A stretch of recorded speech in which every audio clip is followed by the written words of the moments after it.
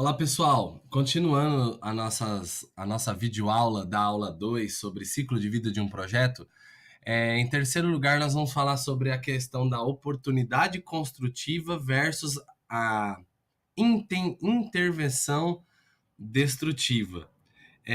Conforme o tempo de um projeto vai passando, a oportunidade construtiva dentro desse projeto ela vai diminuindo, certo? E conforme o tempo vai passando, mais para o final, a intervenção destrutiva ela começa a ser gerada. Esse gráfico demonstra esta questão. Então, para a gente entender melhor, fala assim: a conclusão obtida com essa análise do gráfico é que momentos iniciais do projeto são mais favoráveis à criatividade e às mudanças.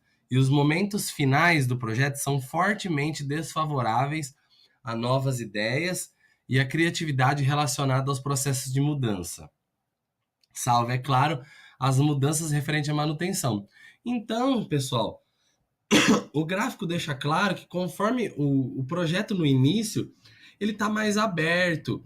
Ele é um projeto que é mais fácil de você mudar, de você ter inovações, novas ideias, porque é um projeto que ainda está na fase inicial, né? Então, adaptar, mudar, fazer transformações no início é muito mais fácil, porque as consequências dessas mudanças, dessas transformações, vão ser menores. Já você fazer grandes mudanças, grandes intervenções no final do projeto, isso acarreta em diversas consequências. Consequências na área financeira, consequências no projeto em si, e ele chama essa fase de intervenção destrutiva. Então, o que seria a oportunidade criativa? A oportunidade criativa ela se dá no início do projeto. E o que é a intervenção destrutiva? É aquela fase no final do projeto, quando se pensa em muitas mudanças. Por quê? Porque você vai acabar destruindo coisas que fez no começo e isso pode atrasar a entrega do projeto, acarretar em mais custos para finalizar esse projeto. Por isso que se chama intervenção destrutiva. São duas terminologias utilizadas em gestão de projetos que é bacana a gente ter esse conhecimento. Beleza? Em quarto lugar, a quarta característica do ciclo de vida de um projeto é a capacidade de adequação desse projeto, certo? E isso é muito claro. Conforme o tempo vai passando, é o que a gente combinou, que a gente acabou de conversar. O projeto ele vai ficando mais difícil de aceitar mudanças. Por exemplo, se o projeto, vou dar um exemplo novamente de um projeto de uma casa. Foi-se desenhado que a casa teria 2 quartos e uma grande sala. Então colocou-se as bases, as estacas, para que só tivessem 2 quartos. Isso no início do projeto. Se a gente olhar para esse gráfico, então, beleza, muito fácil, não é verdade? Passado, por exemplo, 2 anos, onde aqui ó, está o meu cursor. Lembra que a gente está considerando cada risquinho desse um ano. Então passou-se 2 anos. Eu penso assim, eu não que a minha mulher engravidou, eu não posso mais ter só 2 quartos, eu preciso de 3 quartos. Se você olhar, ó, a capacidade de adequação e de mudança desse projeto ainda é muito grande no segundo ano. Mas se essa decisão fosse ser tomada neste ano aqui, onde está o cursor, a capacidade de adequação desse projeto seria praticamente zero, nula. Por quê? Porque a casa já está quase pronta. A casa deve estar no processo de acabamento, de pintura, de parte elétrica. Ou seja, não dá mais para pensar no terceiro quarto. Então, a capacidade de adequação ela é inversamente proporcional ao tempo do projeto. Quanto maior o tempo do projeto, menor a capacidade de adequação. E quanto menor o tempo do projeto, maior é a capacidade de adequação desse projeto. Beleza? Em quinto lugar, nós temos a incerteza do risco versus a quantidade arriscada, certo? O que isso quer dizer? Que no início de um projeto, a incerteza do risco é muito alta. pois não se tem total visão do que poderá acontecer com o mesmo. Entretanto, a quantidade arriscada é muito pouco, pois o projeto ainda está no início. Com o desenrolar do projeto, as proporções vão sendo alteradas, ou seja, o risco vai caindo, pois conseguimos ter mais dados preciosos em relação ao projeto. No entanto, a quantidade arriscada aumenta, pois o projeto já está em fases mais avançadas de execução.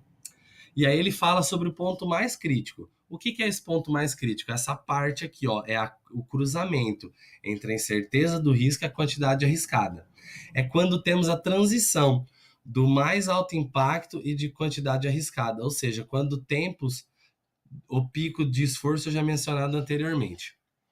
Então, pessoal, ele está dizendo o seguinte: quando um projeto começa, o risco, as incertezas, os riscos que estão juntos desse projeto são muito grandes, certo?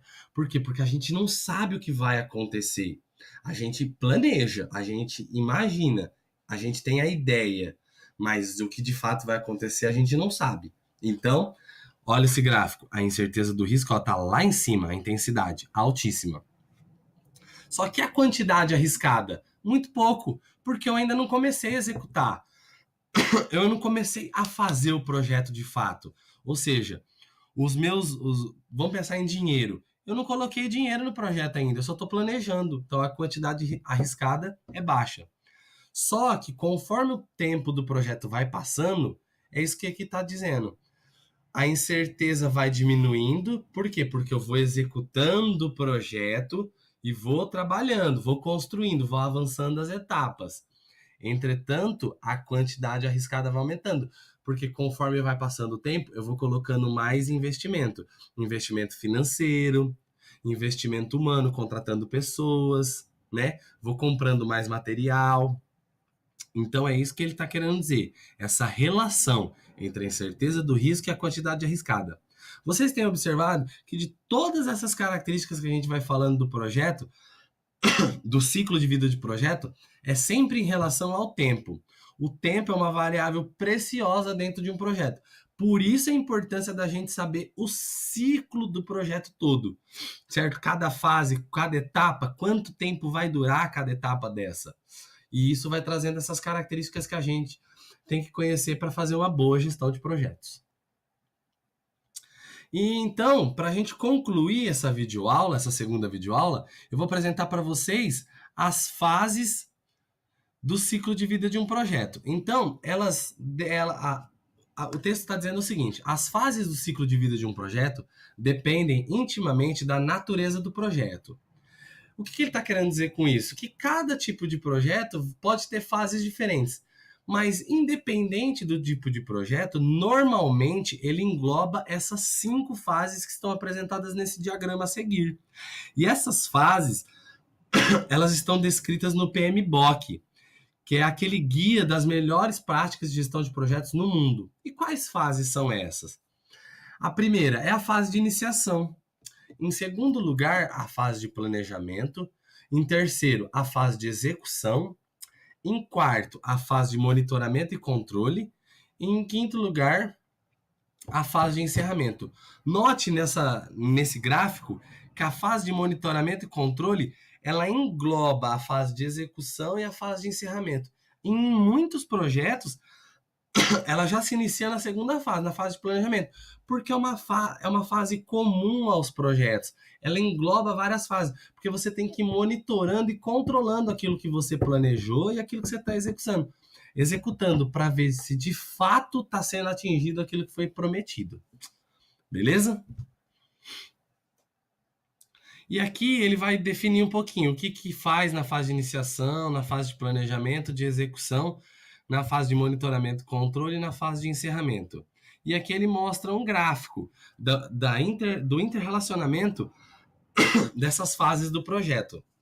Observe que o controle engloba praticamente todas, né? Porque, como eu disse, você tem que estar sempre controlando tudo que foi planejado.